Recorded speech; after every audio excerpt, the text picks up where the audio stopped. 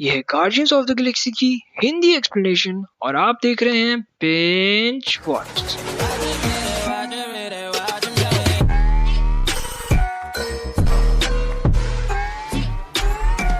अगर आपने पिछली दो वीडियोस नहीं देखी जो हैं all Marvel movies in chronological order जो कि स्पॉइलर फ्री है, उसमें आपको मार्वल मूवीज के सीक्वेंस में देखनी है वो पता लग जाएगा। और दूसरी video all Marvel movies explained in Hindi जिसमें आपको अभी तक की आई सभी मार्वल मूवीज की कंप्लीट स्टोरी पता लग जाएगी। लिंक आई बटन और डिस्क्रिप्शन में मिल जाएगा। अब बात करते हैं 2014 में आई film Guardians of the Galaxy की, जिसकी कहानी साल 2014 में चल रही है। अब ये मूवी शुरू होती है साल 1988 से, जहाँ पीटर क्विल नाम के एक बच्चे की माँ कैंसर से मर जाती है। और जब वो उदास होकर हॉस्पिटल से बाहर आता है तो उसे कुछ एलियंस किडनैप कर लेते हैं और उसे अर्थ से बहुत दूर लेकर चले जाते हैं। उन्हें रेवेजर्स कहा जाता है और उनका लीडर योंडू उडोंटा पैसों के लिए काफी गलत काम करता था। उसने पीटर को पैसे के लिए उठाया था, लेकिन फिर किसी रीजन से वो उसे अपने पास ही रख लेता है। पीटर काफी साल उनके साथ काम करता है और उनकी टीम का हिस्सा बन जाता है और वो स्टार लॉर्ड के नाम से जाना जाता है। लेकिन वो उन सब से बहुत नफरत करता था क्योंकि रेवेजर्स ने उसको उसके परिवार से दूर कर दिया था और स्टार लॉर्ड इनसे छूट के भागना चाहता था।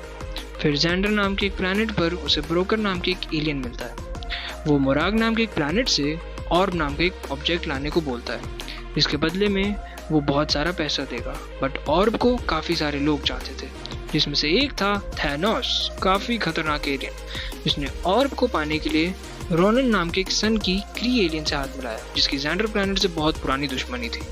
और ऑर्ब लाने के बदले में वो रोनन के लिए जेंडर प्लैनेट और उसके लोगों का नामो निशान मिटा देगा। इसके लिए थैनोस अपनी दो गोद ली हुई बेटियां उसके पास भेज देता है ताकि काम होने के बाद वो जेंडर प्लैनेट को तबाह कर सके। वो दो बेटियां थी नेबुला और गमोरा।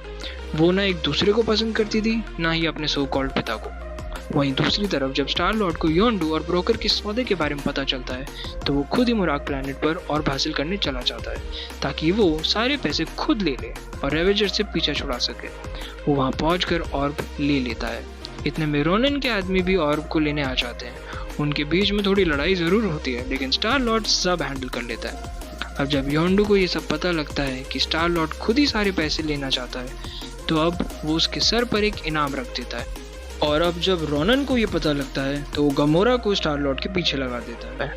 अब जब वो ऑर्ब लेकर ब्रोकर के पास जाता है और पैसों की डिमांड करता है और ये भी बताता है कि रास्ते में रोनन के लोगों ने उस पर हमला किया, तब ब्रोकर काफी डर जाता है और उससे ऑर्ब लेने से मना कर देता है और स्टार लॉर्ड को वहां से निकाल देता है। तब तक गमोरा वहां पहुंच जाती है और स्टार लॉर्ड से ऑर्ब छीन कर भाग जाती है। और अब जब स्टार लॉर्ड उसका पीछा कर रहा होता है तो जेंडर के दो एलियन, एक बोलता हुआ रकून रॉकेट और एक जिंदा पेड़ ग्रूट, इनाम पाने के लिए स्टार लॉर्ड को योंडू के पास लेकर जाने का फैसला करते हैं। वहीं गमोरा और स्टार लॉर्ड यानी पीटर के बीच ऑर्ब के लिए लड़ाई हो रही थी और इस तमाशे की वजह से जेंडर की नोवा कॉर्प्स यानी कह सकते हैं उस प्लैनेट की पुलिस फोर्स उन चार लोगों को पकड़कर जेल में डाल देते हैं। वहाँ के कई लोग गमोरा को चोट पहुंचाना चाहते थे क्योंकि वो थैनोस और रोनन दोनों से रिलेटेड थी और उन दोनों ने जेंडर प्लैनेट के काफी लोगों को बहुत तंग किया था, जैसे कि ड्रैक्स, जिसकी बीवी और बच्चे को रोनन ने मार दिया था। वो गमोरा को जान से मारना चाहता था, लेकिन तभी पीटर वहां आकर सब संभाल लेता है और ड्रैक्स को समझाता है कि वो गमोरा को ना मार के उसके जरिए रोनन तक पहुंचकर अपना बदला ले सकता है। और फिर गमोरा पीटर, रॉकेट और ग्रूट को थैनोस और रोनन के बीच हुई डील के बारे में बताती है और उन्हें ये भी बताती है कि इन दोनों के चंगुल से छूटने के लिए वो इनसे गद्दारी करेगी और ऑर्ब को खुद बेचकर सारे पैसे खुद लेकर जेंडर को तबाह होने से बचा लेगी। गमोरा को एक ऐसा खरीदार पता है जो ऑर्ब की बहुत ज्यादा कीमत लगाएगा, पर अगर उन तीनों ने उसे वहां से निकालने में उसकी मदद करी तो वो उन पैसों का 50% उन तीनों को दे देगी। और इन सब में से जेल से भागने में रॉकेट माहिर था और वहां से निकलने का एक प्लान बनाता है। वो पांचों, पीटर क्विल, गमोरा, रॉकेट, ग्रूट और ड्रैक्स भी इनकी निकलने में मदद करता है। उसे पैसे वगैरह नहीं चाहिए थे, लेकिन बस रोनन से बदला। ये सब सारे गार्ड्स को चकमा देकर वहां से जेल कंट्रोल रूम पहुंचकर वहां से भाग जाते हैं। वहां जब रोनन को पता चलता है कि गमोरा ने उससे गद्दारी करी है तब वो थैनोस से शिकायत करने जाता है, पर थैनोस उसे डांटकर भगा देता है और कहता है कि इसमें रोनन की ही कोई गलती होगी और गमोरा ऐसा नहीं कर सकती।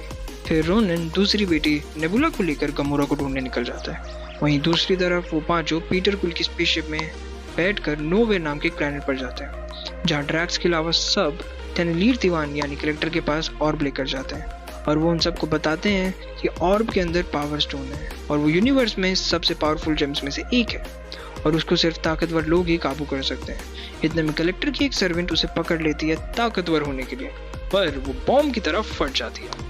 इसी धमाके में गमोरा, पीटर, ग्रूट और रॉकेट किसी तरह वहां से ऑर्ब लेकर निकलते हैं और वो ये समझ गए थे कि इसे बेचना या किसी को देना कितना खतरनाक हो सकता है और वो इसे नोवा की आर्मी को देने का डिसाइड करते हैं। लेकिन जैसे ही वो बाहर आते हैं तो देखते हैं कि ड्रैक्स ने नशे की हालत में रोनन को वहां बुला लिया है और योंडू और उसकी टीम पीटर को ढूंढते हुए वहां आ जाती है। और अब ड्रैक्स रोनन से लड़ता तो है लेकिन वो उससे बहुत आसानी से हरा देता है और पीटर, गमोरा और रॉकेट वहां से निकलते हैं। पर रोनन की टीम की नेबुला गमोरा की स्पेसशिप को ब्लास्ट करा देती है और वो और रोनन ऑर्ब लेकर निकल जाते हैं।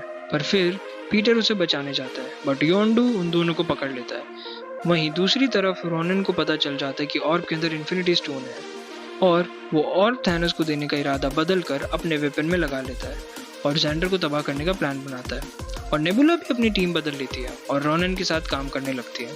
वहाँ रॉकेट, ग्रूट और ड्रैक्स अभी भी नोवेयर पर ही थे और वो गमोरा और पीटर वहाँ योंडू की कैद। योंडू पीटर को मारने ही वाला होता है। इतने में वो बताते हैं कि गमोरा के जरिए वो रोनन तक पहुंचकर उससे पावर स्टोन ले सकता है और उसे बेचकर वो माला माल हो सकता है। फिर वो इन सबको छोड़ देता है। अब इतने में रॉकेट, ग्रूट और ड्रैक्स वहां आ जाते हैं और अब इनके बीच काफी अच्छी दोस्ती हो गई थी। तो ये 5 ड्रैक्स, गमोरा, पीटर, रॉकेट और ग्रूट रेवेजर्स और जेंडर को ये लोगों को ये बताते हैं कि रोनन काफी सारे प्लैनेट्स तबाह करने वाला है और उसे हराने के लिए एक प्लान बनाते हैं और जेंडर्स को भी अपने प्लान में शामिल कर लेते हैं। अब रोनन अपनी स्पेसशिप में बैठकर जेंडर के पास आ जाता है। उसी समय रेवेजर्स, पीटर कुल का ग्रुप और जेंडर की नोवा सेना भी उन्हें रोनन को रोकने में मदद करने आ जाती है। उनका गोल था रोनन को जेंडर से दूर रखना। तभी ड्रैक्स और ग्रूट उसके स्पेसशिप में छेद करके अंदर घुस जाते हैं। नोवा आर्मी अपनी स्पेसशिप को ज्वाइन कर एक शील्ड बना लेती है ताकि रोनन की स्पेसशिप अंदर ना आ पाए। पर फिर वो पावर स्टोन को यूज करके वो अंदर आ ही जाती है। फिर अंदर ग्रूट, ड्रैक्स और पीटर काफी सारे एलियंस का सामना कर उन्हें हरा देते हैं। वहीं नेबुला गमोरा का सामना करती है पर गमोरा उसे हरा देती है और नेबुला वहां से भाग जाती है। अब सारे एलियंस को हटाने के बाद फाइनली आई रोनन की बारी। तो पीटर, गमोरा, ड्रैक्स, ग्रूट एक वेपन जिसका नाम था हैड्रॉन इन्फोर्सर वो उससे हमला करते हैं। किंतु परंतु रोनन पर इसका कोई फर्क नहीं पड़ता और वो उन सबको मारने लगता है। पर अचानक से रॉकेट एक दूसरी स्पेसशिप से उन पर हमला कर देता है और वो झटका रोनन की स्पेसशिप को खराब कर देता है और वो सब लोग नीचे गिरने लगते हैं। अब उनके पास कोई शील्ड नहीं थी इसलिए ग्रूट अपनी सारी टहनियां खोलकर सबको उसके अंदर बंद कर लेता है। नीचे गिरकर सब बच जाते हैं पर अफसोस ग्रूट मारा जाता है।